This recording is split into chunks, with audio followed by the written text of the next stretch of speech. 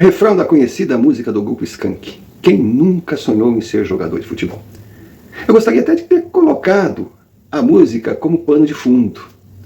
Sem dúvida alguma, iria ilustrar aquilo que eu tento falar aqui, mas não posso, por questões de direitos autorais. Mas a pergunta é essa, e resume a paixão em torno de um esporte. 11 entre 10 jovens de muitos países sonham sim, pelo menos uma vez na vida, em ser jogador de futebol. A fama, o estrelato, ser cobiçado, poder ir a qualquer restaurante e não pagar a conta. Qualquer bobagem que escreva numa rede social viraliza milhões de inscritos. É a famosa fama. Ser idolatrado. Fazer o gol do título no último minuto e correr para o abraço.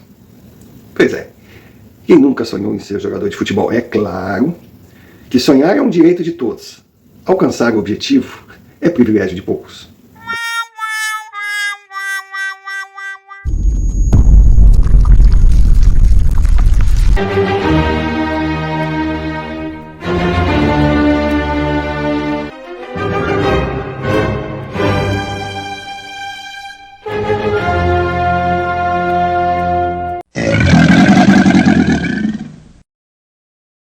E aqueles que conseguem se tornar jogador de futebol descobrem que não é assim tão fácil. O estrelato, o alto da pirâmide, não é para qualquer um. Se pensarmos, jogadores da primeira divisão ganham muito. Da segunda, ganham médio. Mas daí para baixo, é uma vida escrava, é uma vida sem vida. Peregrinando de clube em clube, levando a família para a aventura sem fim, ganhando pouco, mas sempre treinando, sempre acreditando que um dia chegará a minha vez. Eu estarei treinando, eu estarei numa partida feliz, um olheiro de um grande olhará para mim e a minha carreira irá decolar, sem falar nas lesões. Quantos jogadores de equipes pequenas sofrem lesões terríveis e por falta de todo aquele aparato médico que tem as celebridades, tem de deixar a carreira, pendurar a chuteira e muitas vezes ter uma sequela para a continuidade da vida. Realmente, o sonho existe, mas muitas vezes se torna um pesadelo.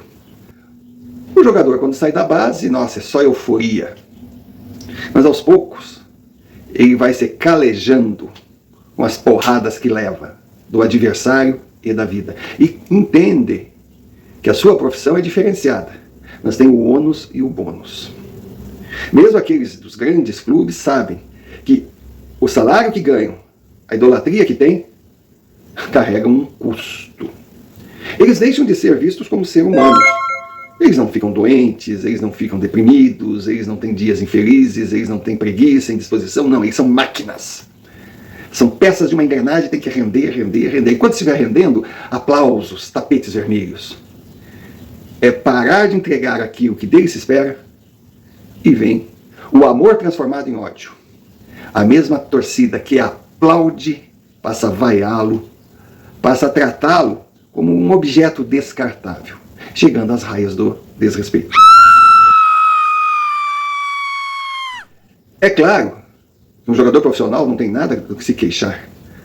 Ele está ali para tudo, inclusive nada. Ele sabe também que a sua profissão tem fase e que é uma profissão muito curta. Então, além da cobrança para sempre entregar, ele tem que se dedicar, porque num piscar de olhos acaba tudo e chega à aposentadoria. E olha que hoje a vida útil de um atleta de futebol está bem maior. No passado, com 29, 30 anos, era considerado velho, colocado para escanteio. Tudo normal. Anormal é como a torcida colorada trata seus jogadores.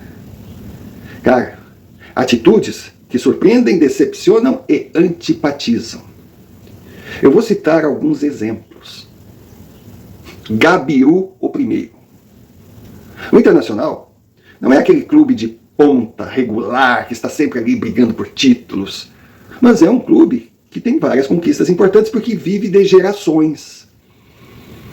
Então, se formos pensar, vamos pegar da década de 1970 para cá, quando surgiu o Brasileirão. O Internacional teve uma fase incrível na geração Falcão, Carpegiani, Figueroa, Manga e companhia. Depois, anonimato. O Internacional ficou da década de 1970 até o início do século XXI sem ganhar nada fora do Rio Grande do Sul, a não ser uma Copa do Brasil, uma conquista vergonhosa que todo mundo lembra, um pênalti absurdo, inventado, que o próprio Pinga, o seu zagueiro que estava envolvido no lance, na decisão contra o Fluminense, 0-0, o empate dava o título ao tricolor carioca, e o Pinga disse no Globo Esporte, eu entrei na área, vi que não ia chegar na bola, me joguei, quando vi o juiz deu pênalti, ria. Então o Internacional nunca foi o grande protagonista, mas de repente, de 2006 a 2011, outra grande geração que conquistou títulos importantes. Terminou essa geração, está há 12 anos sem ganhar nada fora do Rio Grande do Sul, voltou a ser o Internacional. Mas a sua torcida é impressionante. De uma série de décadas, né, de 1978, 79 até 2006, só levaram pancada. Aí de repente, aquela fasezinha, aqueles anos, aqueles 15 segundos de fama, eles se tornaram os mais arrogantes da face da terra. Dali por diante, o Internacional se tornou, na cabeça deles, maior em tudo, melhor em tudo, favorito a tudo. Tudo no Inter é melhor. Se um jogador, seja quem for, vestir a camisa colorada, é craque. E ao mesmo tempo, se um jogador cometer erros, cai em desgraça. Mas isso acontece com toda a torcida. Sim.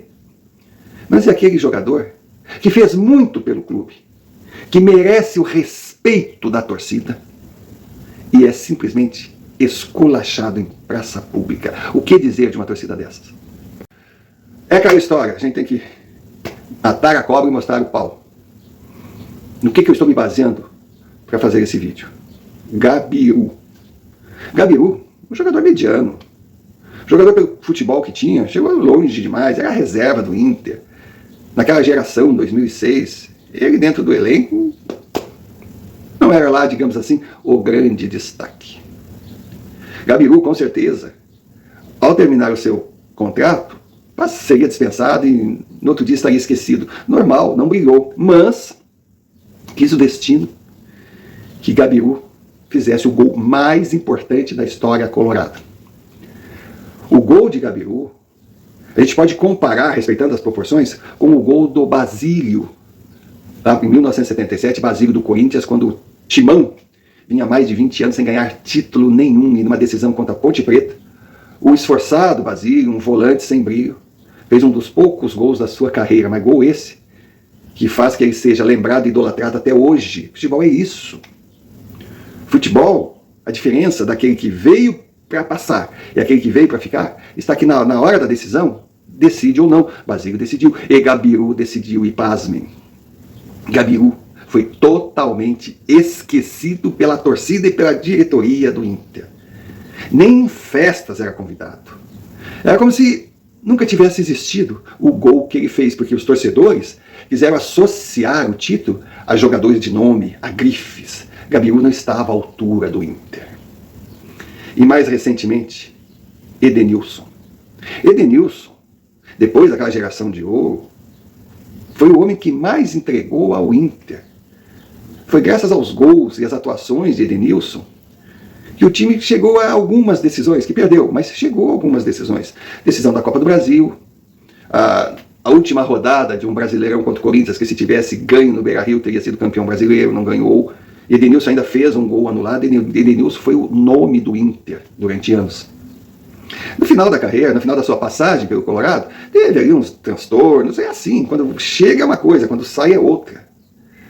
Só que Edenilson foi para o Galo Mineiro, veio para o Beira-Rio enfrentar o Inter. Ele foi vaiado, ele foi humilhado, como se fosse um inimigo do clube, um desrespeito, que, olha, eu sou gremista. Eu, particularmente, não gosto, nunca gostei de algumas atitudes do Edenilson, exemplo, aquele chilique que ele deu contra o lateral esquerdo corintiano, acusando o rapaz de racismo, depois não provou, depois daquele circo todo, ficou por isso mesmo, tiveram que abafar o caso. Eu não gosto, mas eu tenho que reconhecer. A torcida colorada têm a obrigação moral de respeitar Edenilson. Só que eles não respeitam nada e nem ninguém. E quis o destino para comprovar mais ainda que quando Edenilson saiu substituído, abaixo de Vaia, entrou o Patrick. Outro que, da mesma geração do Edenilson, fez a sua parte, deu o seu sangue. E, há bem pouco tempo atrás, a memória seletiva colorada esquece que Patrick foi idolatrado, porque num Grenal, que o Grêmio, em 2021, que o Grêmio lutava para não cair, o Patrick, após a vitória colorada, o Patrick saiu para a torcida, mostrando o caixão Série B, deu briga, nossa senhora, a torcida queria, cada um queria fazer fila para beijar o sujeito. E Patrick, quando entrou em campo, também foi vaiado. Aí eu pergunto, que torcida é essa? Que soberba é essa? Que falta de respeito é essa? Aí volto alguns anos, numa decisão de Campeonato Gaúcho contra o Juventude, o Sacha fez o gol, correu para dançar com aquela bandeirinha, dançou a valsa de 15 anos, debochando do time adversário, do Grêmio, que estava há 15 anos sem nenhuma conquista fora do Rio Grande do Sul. O estádio deu risada, os jogadores aplaudiram, e o Sofá de Pobre, desde aquela época, avisou desde 2016. Deuses da bola não gostam dessa arrogância, desse desrespeito, zoação tem limite. A bola pune. E ainda dissemos, o Internacional vai chorar essa arrogância toda, porque começou a maldição Sacha.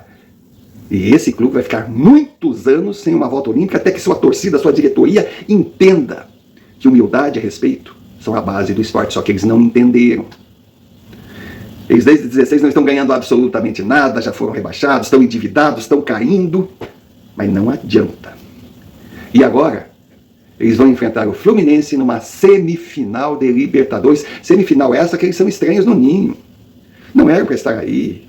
Vieram sendo empurrados. Porque a bola tem isso. Ela dá chances. Ela escolhe seus vencedores. O Inter, pelo futebol que vem apresentando, era ter sido eliminado já na primeira fase. Mas dava tudo certo para eles. Só que agora a gente percebe que a coisa está mudando. Primeiro jogo do Maracanã, uma expulsão absurda, inexplicável, do lateral do Fluminense, quando os cariocas estavam em cima, ganhando de 1-0, o Inter meio que perdido em campo, fez com que o Colorado pudesse virar o jogo e 11-10, ganhando de 2-1, ceder o empate depois de perder um monte de gols. Quer dizer, está mudando. Agora vem até um boato aí que o Rocher não vai jogar. Se ele não jogar, é um grande desfalque. Porque além de estar numa fase boa, está pegando tudo, ele também sabe jogar com os pés. É como se o Internacional entrasse em campo com um homem a menos. Está mudando. Então eu volto a dizer, o Fluminense não está com essa arrogância toda, não está já se considerando na final. Muito pelo contrário, a sua torcida está pedindo garra, é difícil, mas nós vamos conseguir, vamos nos superar. Já o Inter está naquela de a gente decide em casa, o Beira-Rio faz a diferença. A Beira-Rio não faz diferença não, porque não é nenhum alçapão. E os jogadores do Fluminense não são crianças, não são juvenis, eles até gostam desse ambiente. E sem contar que o Fluminense vem com aquela sensação de que deveria ter saído morto do Maracanã, ter tomado uma goleada, ganhar uma sobrevida com um empate inexplicável. O Internacional, no fundo, sabe, ai, eu podia matar, deixei vivo, quem não faz, leva. Tem também a coisa que a história mostra, que decidir em casa não tem sido grande vantagem para o Inter. Então, deixemos a bola mostrar o que ela pensa a respeito da torcida colorada, porque as demais torcidas já têm a sua opinião formada. É muita arrogância, é muito desrespeito.